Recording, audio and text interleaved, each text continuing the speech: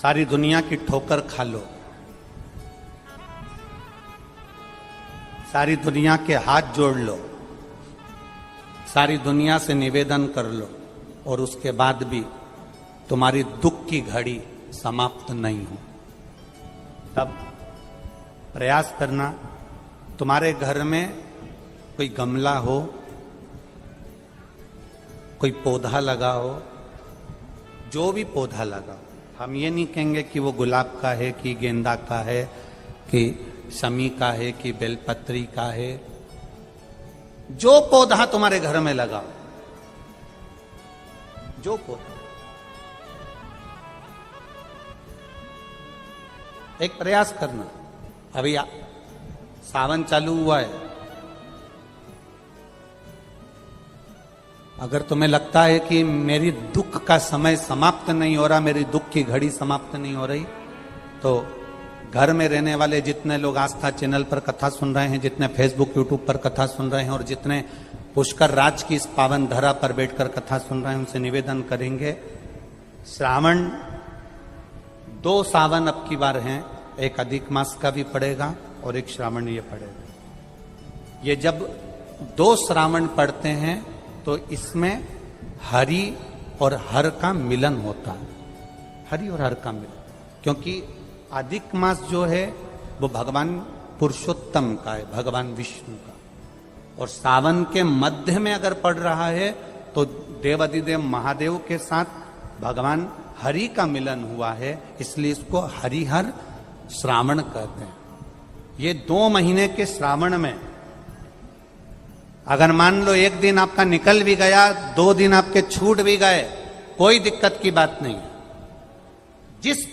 जो पेड़ तुम्हारे यहां लगा हो, जो पौधा तुम्हारे यहां लगा हो, जो वृक्ष तुम्हारे यहां लगा हो, जो क्यारा तुम्हारे यहां हो, कुंडी तुम्हारे यहां हो, उसी की मिट्टी को, उसी के पेड़ के नीचे, उसी पौधे के नीचे, उस मिट्टी को थोड़ा सा हाथ से उसको उठाकर एक लिंग की आकृति बना लें। उसमें जलाधारी बनाने की जरूरत नहीं, केवल लिंग की आकृति बनाकर उसी की पूजन वहीं कर कर पानी चढ़ाकर 15 से 20 मिनट बाद अपना काम करने के बाद उसी को उसी मिट्टी में विसर्जन कर दें, अपनी कामना कर कर। देवाधिदेव महादेव 2 महीने के बाद क्या देगा ये वही जान सकता है। वो क्या प्रदान करेगा ये उसके ऊपर।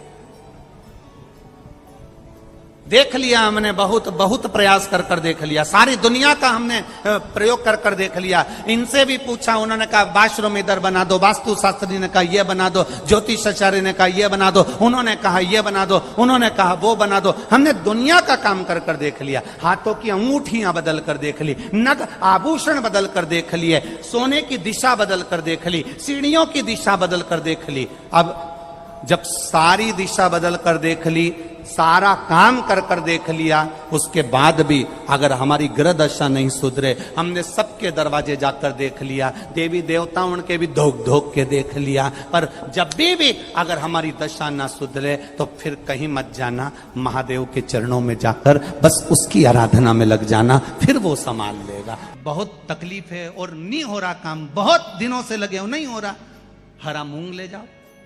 मूंग के दाने तो रहते हैं घर में, केवल 31 मूंग के दाने लेकर जाइए, 31 चावल के दाने लेकर जाइए, और 31 ही बेलपत्र लेकर जाइए। जिस दिन सोमवार की अष्टमी हो, कौन से दिन?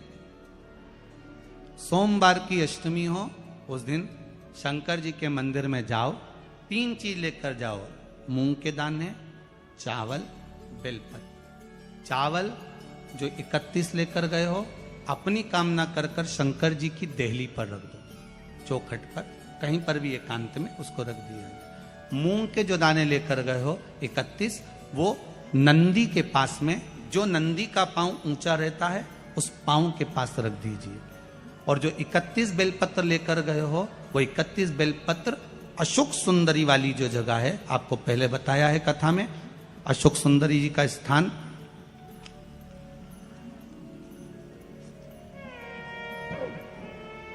ये शिवलिंग, ये जलाधारी जहां से पानी बहता है, उसके बीच में एक मोटी सी लाइन होती है, जो शंकर भगवान की छोटी लड़की अशोक सुंदरी का स्थान है। शिव जी के 13 बच्चे हैं, 13 बच्चे में सबसे छोटी लड़की अशोक सुंदरी यहीं पर विराजमान होती है, जहां से पानी नीचे गिरता है। प्रत्येक शिवलिंग के सामने एक मोटी सी लाइन होगी, उस मोटी सी जो लाइन है अशोक सुंदरी, वहां पर जो 31 बेलपत्र लेकर गए हो, अपनी कामना कर कर पीला चंदन लाल चंदन लगाकर उस पर समर्पित करते जाओ। उसकी डंडी जहां से पानी बहता है उस ओर होना चाहिए। आप निवेदन कर कर देखो, एक सोमवार की अष्टमी पर कर कर देखना, दूसरी सोमवार की अष्टमी आएगी, अपने आप आपका काम हो गया होगा। बाबा से निवेदन तो करो, क्यों भटक रहे?